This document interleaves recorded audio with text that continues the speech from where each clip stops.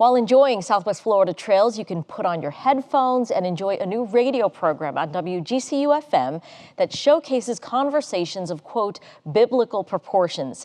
Ye Gods with Scott Carter talks with comedians, musicians, writers, faith leaders, and more to explore what drives their moral compass.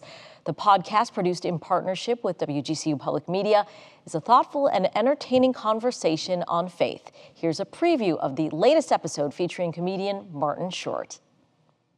What are your memories of growing up Catholic in Canada? How important was religion to your parents? My mother was an Anglican, which is Episcopalian, but I don't think there was any bit of weekly church going on. My father, as all my family are, still was Irish Catholic.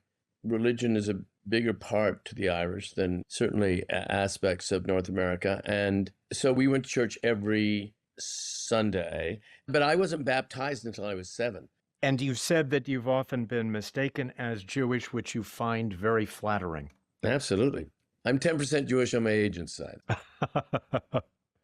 For more on Ye Gods, we are joined by host Scott Carter. Welcome, Scott. We appreciate you joining us.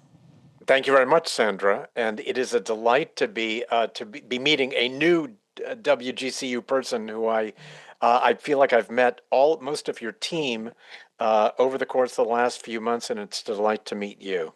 Well, we are excited to be partnering with you. So, Scott, you are the executive producer on so many successful programs like Real Time with Bill Maher. How do you go from the world of politics and comedy to a podcast on spirituality?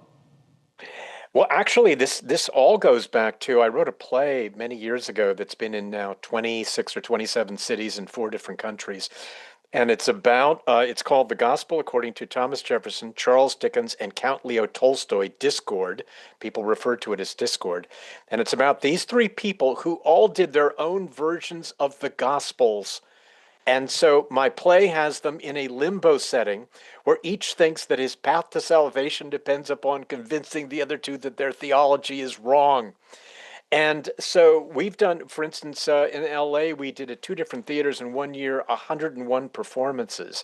And I would do talkbacks. And because I've worked with a lot of people, having done 35 years of comedy variety TV, I would have one of my friends, Jane Lynch, Lewis Black, Susie Essman, all sorts of people would come to the show. And then afterwards, we'd get up on stage and I would ask them 2 questions. What, if any, religion was there in your household when you were growing up? And where are you spiritually now? And then they would tell me about 2 or 3 minutes worth, and then I would frame my experience for 2 or 3 minutes. And at that point, half of the audience had their hands up and wanted to share with something that one of us had said. And so then during the pandemic, I was going to the First Congregational Church here in Los Angeles, and during the pandemic, I got a call from a senior minister who said, "Look, we can't have people in house, and we've got a small staff. The hardest thing for us to do is sermons. If you ever want to do an interview with somebody who you know, we'll do that instead of a sermon, and then then that'll take the place of the sermon that week." So in the next few months, I did Killer Mike. I did the theater great Anna DeVere Smith. I did Rabbi Steve Leader, all sorts of people. And then what happened was, as the pandemic was winding down, a executive who I used to work with at HBO was out here. We were having dinner in the backyard because we were still observing social distancing. And he said, "What have you been up to?" And I started describing these conversations that I was doing at the church. And he said, "Can I get a link? Can I listen to them?" He goes back to New York after his vacation here. He calls me up a couple of weeks later and said, "I've listened to all of your conversations. I think I can sell this as a podcast."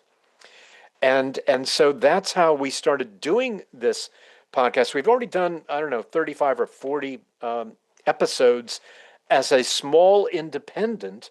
And then Corey Lewis, the visionary general manager of GCU, got on a Zoom with me because of this other woman that I work with named Selena Lauterer, who's an affiliate relations person.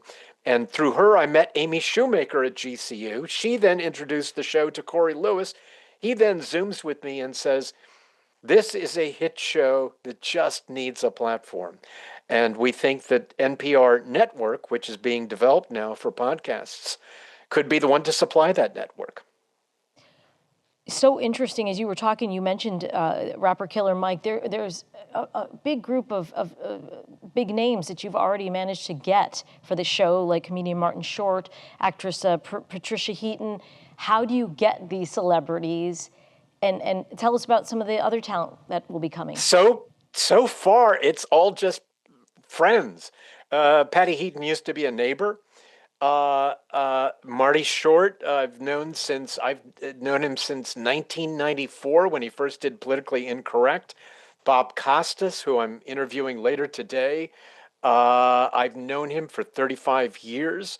And so a lot of these people are either friends or someone comes on, has a good time, and tells somebody else. Right. So, for instance, Patty Heaton's publicist thought this was so much fun that she then told another one of her clients, Tim Gunn of Project Runway, and then he wanted to do it. So anyway, it kind of we kind of operate on a tell a friend basis, but I've done about 5,000 shows and had or about 5,000 guests, maybe 2,500 shows, 2,000 shows, something like that. So I know a ton of people, and all of them are going to get a chance to be on because our arrangement is for 120 episodes over the next 3 years. So tell us about some of the topics you'll be discussing.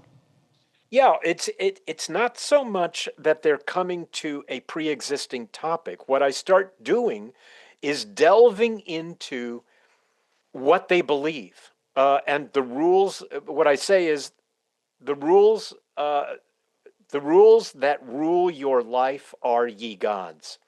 And so I want to, because everyone I think has got, and Sandra, you probably have one, a code of conduct. Mm-hmm. You have a way of deciding if your own behavior or the behavior of other people is appropriate or inappropriate. And we change these notions as we grow up. So not only is this a show where I've had people of many different faiths, but also people of no faith. We've had neuroscientist and author and atheist Sam Harris, Julia Sweeney, who considers herself a cultural Catholic, loves the Catholic Church and has friends in the Vatican who she texts back and forth with, but she doesn't believe in God, Jesus, or the Bible. So one of the things that this show is doing is it's showing people the many, many different ways that one can have a spiritual practice, whether it's under the name of religion or not. Mm-hmm.